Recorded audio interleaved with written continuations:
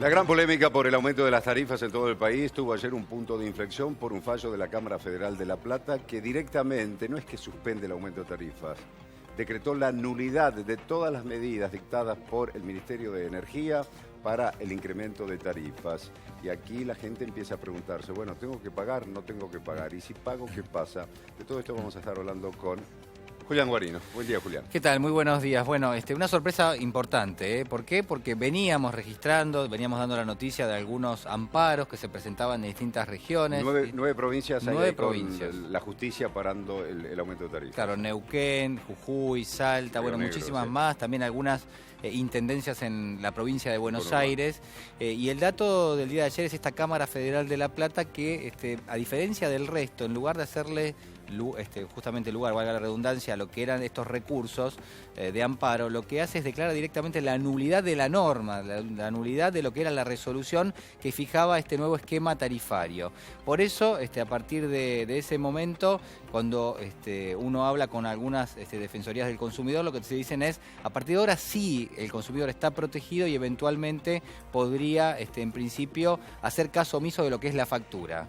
Una polémica que Sí. se desató también, y lo dicen abogados constitucionalistas, dice la Cámara Federal de La Plata no puede arrogarse un alcance nacional porque tiene jurisdicción solamente en la provincia de Buenos Aires. Por eso existen cámaras de apelaciones en Córdoba, en Jujuy, en distintos puntos del país. Hay otros que dicen que puede ser, en eso también hay una polémica. Claro, porque como la Cámara Federal de La Plata no restringió lo que era su declaración y digamos lo que fue su opinión de nulidad respecto de lo que era esta resolución, lo que dicen es, bueno, es de aplicación nacional. Por supuesto que está discutido y en algún caso también hay quienes señalan, bueno, si uno vive en una provincia donde se presentó algún tipo de amparo que a la que la justicia le hizo lugar, lo mejor, lo más probable es que uno tenga directamente que, de alguna manera, circunscribirse a lo que es la presentación de esa norma. Exactamente. De ese amparo, y no ya ir y pedir lo que es la referencia de la Cámara Federal de La Plata. De todas las maneras, lo que tenemos es un escenario que el gobierno de alguna forma nunca imaginó que iba a llegar. Es decir, el gobierno quería evitar este escenario de incertidumbre que existe en gran parte de las familias, las empresas en la Argentina, porque no se sabe, primero, qué esquema tarifario hay que pagar, segundo, si hay que hacerlo o no. Y tercero, si realmente con la presentación de un amparo, que es el que rige en gran parte de las provincias, pero también este último fallo de la Cámara Federal de La Plata, que dice que es nula directamente la resolución del Ministerio de Energía, bueno, si eso te protege como consumidor. Claro, para las empresas se ven complicado, porque si tengo la resolución administrativa del Ministerio de Energía que dice aumente las tarifas y facture de esta forma. Sí. La justicia que dice esto está nulo. ¿A quién le hago caso? Claro, y el fallo de la justicia que todavía no está firme tampoco. Claro, en principio lo que dicen en las defensorías del consumidor es que recién este fallo, el de la Cámara Federal, te brinda muchísima más protección. Y además recordemos lo que señalábamos en el día de ayer y que ha tomado fuerza, es que muchos amparos que se han presentado en las últimas horas ya incorporan una cláusula que antes no traían, que es que si vos estás solicitando retrotraer tu esquema tarifario a fines de marzo, que es justamente las horas previas a la aplicación del aumento, que también se contemple para las empresas que te dan el servicio la prohibición de la desconexión del servicio. Vamos a suponer el caso que a vos te llega la factura. Vos decís, bueno, yo tengo un recurso de amparo presentado porque hay una defensoría del consumidor que la presentó para, para todo Tigre. Vamos a suponer que vos vivís en Tigre y se presenta para todo Tigre. Vos decís, bueno, yo no pago la factura, pero ¿qué pasa si te desconectan el servicio? Primero tenés un cargo adicional. Segundo, te quedaste sin el servicio durante quién sabe cuánto tiempo. Entonces, hay muchas personas y muchas familias que están pagando el servicio, nada más y nada menos que para no quedarse justamente sin la provisión de ese recurso. Y lo que están haciendo ahora las nuevas presentaciones de amparos es incorporar esta cláusula que una vez que la justicia le da, de alguna manera le hace lugar, directamente ya las empresas no pueden desconectarte el servicio aunque vos no pagues la factura. El otro dato es que todavía las empresas no aclaran, es qué pasa en el caso de aquellas facturas que exceden el 400%. Recuerdan ustedes que el ministro del Interior, Rogelio Frigerio, señaló que si la factura que recibías excedía y se iba por encima del 400% siempre que lo comparabas contra el mismo periodo del año previo, bueno, que en ese caso puntual uno podía hacer de alguna manera valer lo que era ese tope del 400%, pero cuando vos hablás con las compañías lo que te dicen es nosotros no tenemos ninguna orden de hacer una refacturación de ese servicio. Aunque te lo hayan cobrado 800 o 1000% el incremento. Sí. Acá lo que hay un descontrol también, creo, por gente que me ha comentado, es que al mismo consumo del año pasado, en el bimestre, abril-mayo 2015, abril-mayo 2016, el mismo consumo y en algunos casos un poco menos, le han llegado las facturas con un 1000% de aumento. Claro. Fíjate, la verdad que yo le proponía mirarlo de varios aspectos, pero uno central es este. A ver, un consumo promedio, un consumo promedio en la ciudad de Buenos Aires, por lo menos hasta digamos, los últimos periodos previos a lo que fue este incremento, eran del orden de entre 600 y 700 metros cúbicos por bimestre. Eso se consume de gas en promedio en la ciudad de Buenos Aires. Bueno, alguien que paga una factura de 600, 700 metros cúbicos hoy no está pagando menos de entre 2.500 y 3.000 pesos, y yo te diría incluso un poco más también. 3.000 pesos, 3.500 pesos es el 50% del salario mínimo vital y móvil que rige en la Argentina en este momento. Entonces, digamos, una factura de gas que representa el 50% del salario mínimo, está claro que no guarda ningún tipo de relación con algo racional. Exactamente. Y ese es un dato que me parece que hay que hacer valer.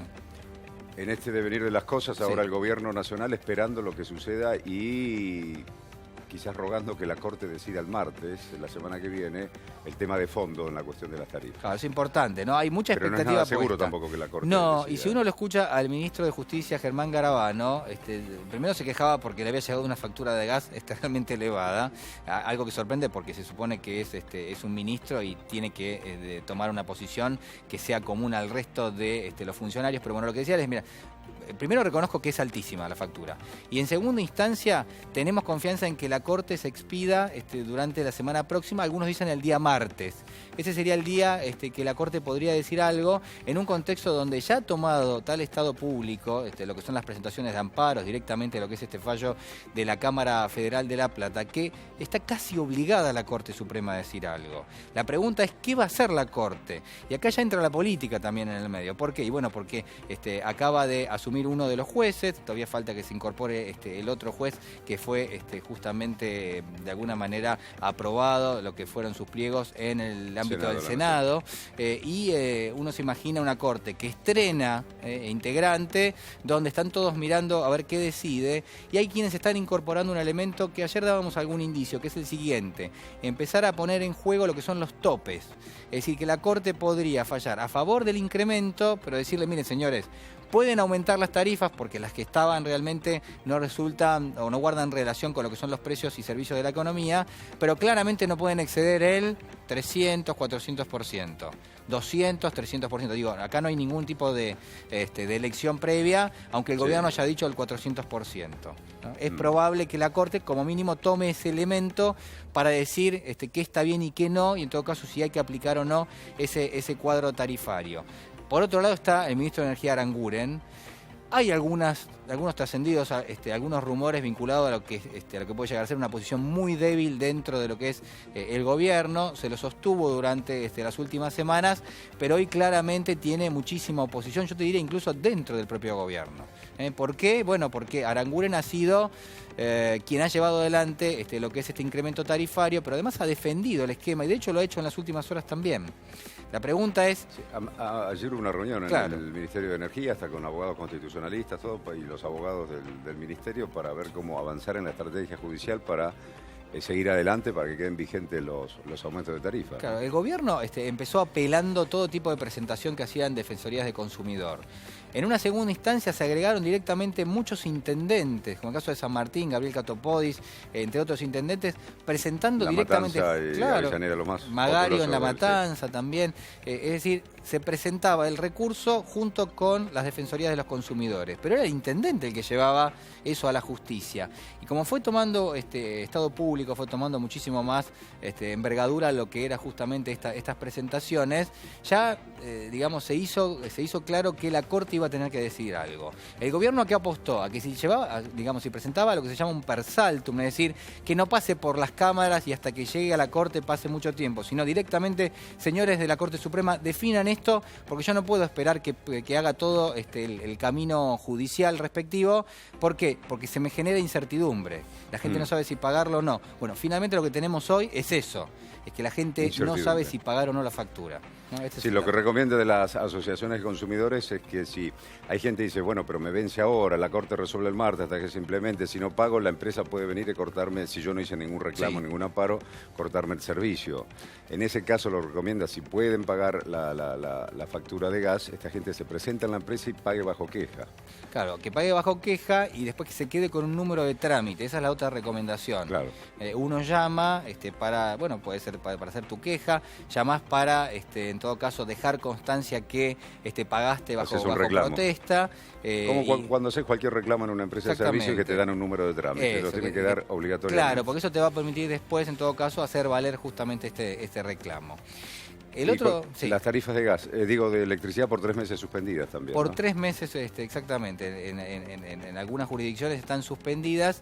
El dato central en este caso tiene que ver obviamente con una situación que se va a ir extendiendo. Atención con el tema del agua.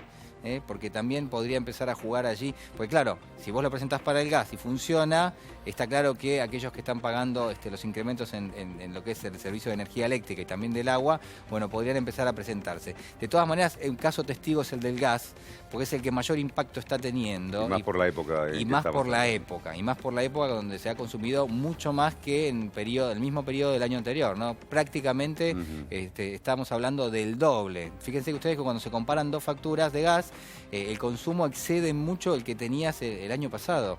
Y digamos, es el mismo periodo que se está midiendo. Se ha dado que creo que es el invierno más frío de los últimos, los meses, bimestre, abril, mayo, más frío de los últimos 60 años también, donde la gente ha consumido mucho también, ¿no? Sí, a diferencia de lo que pasó en el 2015. Sí, uno imagina, a ver, vamos a jugar un poquito con la política y con la economía también en esto.